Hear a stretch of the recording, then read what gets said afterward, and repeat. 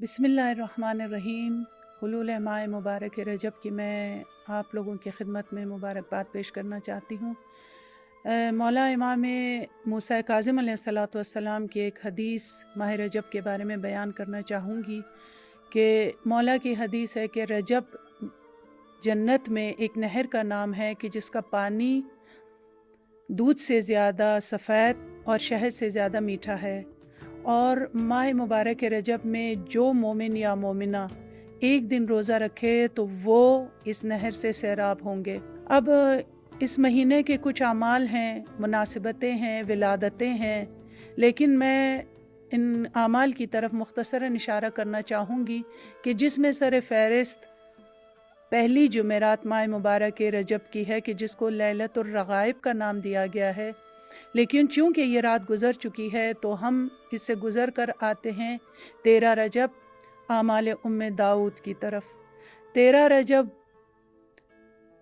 अय्यामुल बीस का पहला दिन है और जो भी आमाल उम्मे दाऊद अंजाम देना चाहते हैं उन्हें 13, 14 और 15 रजब के रोज़े रखने पड़ेंगे और 15 रजब को गुस्ल करना पड़ेगा और उसके बाद नमाज ज़ोहर और असर को बेहतरीन तरीक़े से रुकू और सुजूद के साथ अंजाम देना होगा।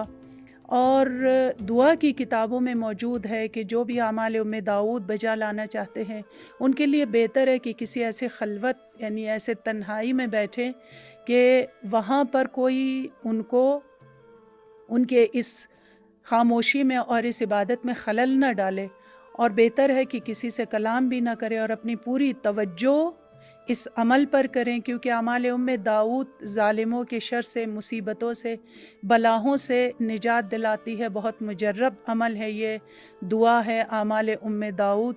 इसके बाद ज़ोहर और असर की नमाज अंजाम देने के बाद क़िबला रुख होकर कुरान की कुछ सूरह हैं कि जिनकी तिलावत करनी है।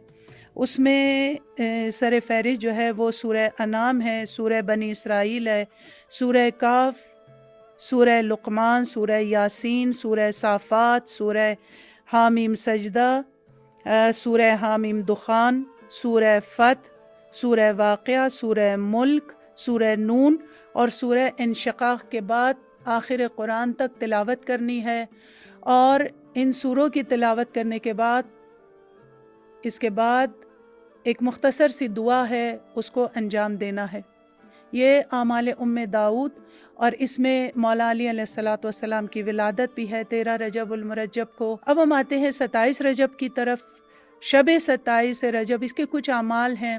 27वीं की रात के उसमें भी इमाम जवाद अलैहिस्सलातु वस्सलाम से हमें हदीस मिलती है कि मौला फरमाते हैं कि नमाज मग़रिब व इशा के बाद कोशिश करें कि आराम करें और निस्फ़ शब से पहले, आधी रात से पहले उठें और 12 रकात नमाज बजा लाएं। और इन 12 रकात नमाज में हर रकात में सूरह अल-हम्द के बाद सूरह मोहम्मद से लेकर सूरह नास तक, इन सूरों के दरमियान या ये वो सूरह, इनमें से किसी भी सूरह की वो हम्द के बाद तिलावत करे। और जब नमाज से फारिग हो जाए तो फिर सूरह हम्द, सूरह फलक, सूरह नास, सूरह तौहीद, सूरह काफिरून और सूरह कदर की 7 मरतबा तिलावत करे और इसके साथ आयतुल कुर्सी की भी 7 मरतबा तिलावत करे। और फिर उसके बाद कुछ मुख्तसर सी दुआएं हैं जो कुतुब अदिया में मौजूद हैं, उनसे रुजू कर सकते हैं।